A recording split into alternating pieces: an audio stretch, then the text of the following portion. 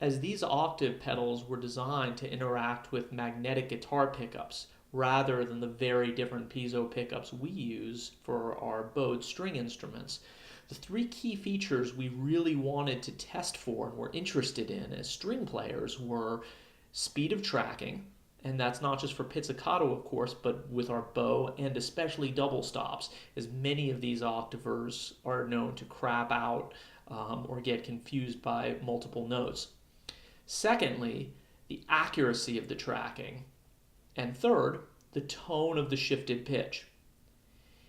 In every case, we tried to play the exact same excerpts, both bowing, pits, and with double stops, in order to give you the best apples-to-apples comparison of how each pedal performed. For all the tests, Luis is playing his LR bags, and I'm playing a realist cello pickup, and we're going directly into a helix in order to use the true bypass loops to switch between the pedals, and then going directly out to an apogee converter and into Pro Tools. No EQing or other processing was done on any of these pedals. In order to hear the performances of each pedal accurately, you can pan hard right to hear the mic'd performance of our acoustic instruments in the room with a little bit of a practice amp we were using for monitoring.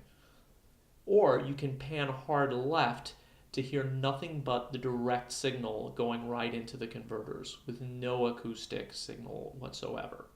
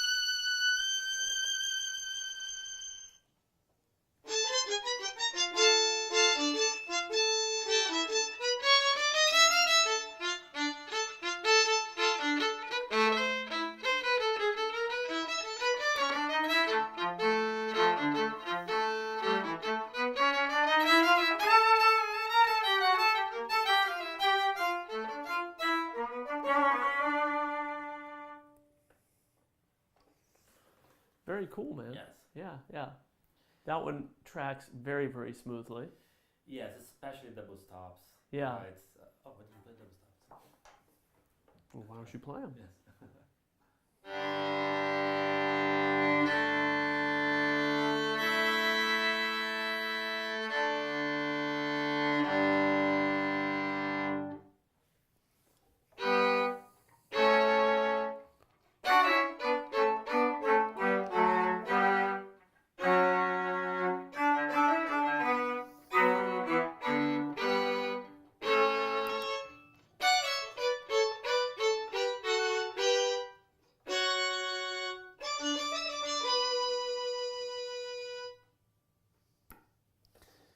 Something really helpful about the PitchFork too is that as you're adjusting the blend, as opposed to having individual volume knobs, you always stay at basically the same volume. Mm-hmm. And that's really, really helpful for not accidentally just boosting your sound like crazy in the middle of a show or if you're changing a setting.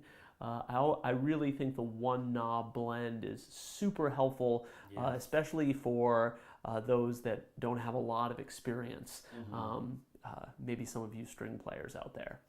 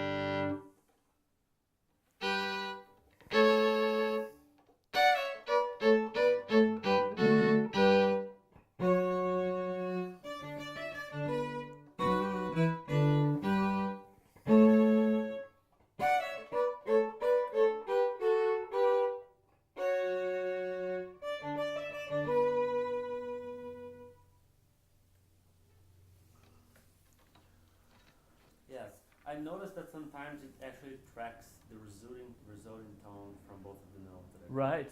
It Yeah, gets, like, yeah, yeah. The lower overtone. overtone. Yeah, yeah. Exactly. It's interesting. It's So very it definitely does get confused from time to time, right? Yes. Yeah. But there's a cool kind of synthy, again, farty, interesting kind of analog character to it. When it tracks, it's beautiful. Definitely an animal unto itself. Uh-huh.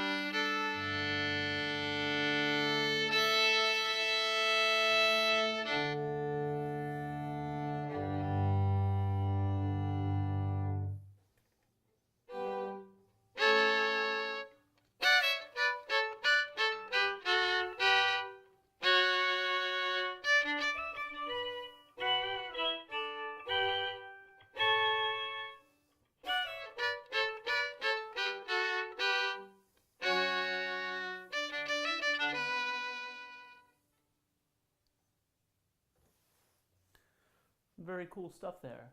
Yeah. Yeah. I thought that it had a very natural kind of sound, even though, as we mentioned, it is a little bit quieter, even when we crank the other octaves.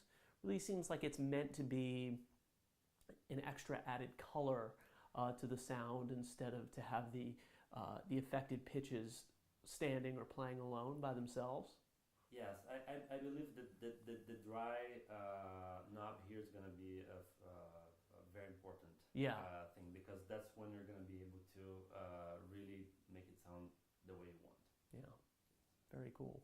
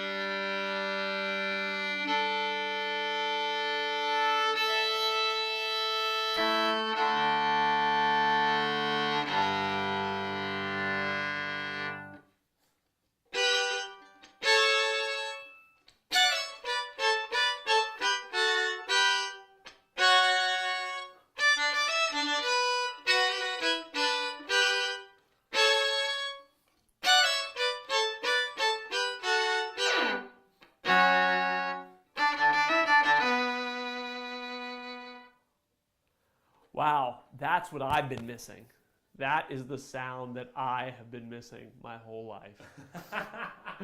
But no, seriously, there are definitely a lot of incredibly musical ways to use these types of pedals as well, and we're going to be getting into that very shortly. But some cool stuff there. Yes. Yeah. Pretty good tracking on the double stops as well, right? Yes, it's way improved from the other versions, and it's really nice. Can you try maybe thirds really quickly? I'm just curious. Maybe on your lower string.